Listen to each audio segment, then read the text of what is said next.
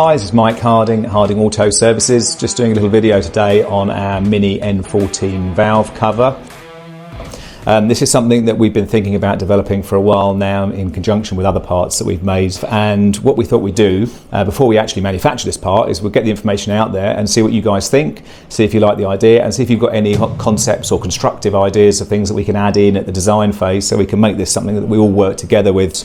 The basis and the premise behind it is that the valve cover has two fundamental problems. One is its location. It's very close to the turbocharger and it suffers from heat. And it is plastic, the original mini cover, so obviously the heat distorts it and we get problems where it opens up and creates oil leaks, warpage, which creates problems with excessive problems of oil and vapor loss, all sorts of things with drivability. The PCV valve starts to suffer as well.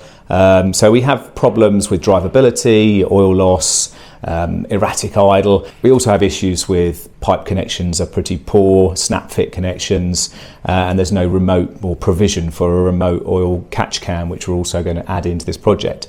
So yeah, today is about just introducing the concept, trying to get some feedback from people. We're obviously at the design phase at the moment, so anything that you can give us is great information, and we'll try and add that in and use your comments to try and fine tune the detail of the concept.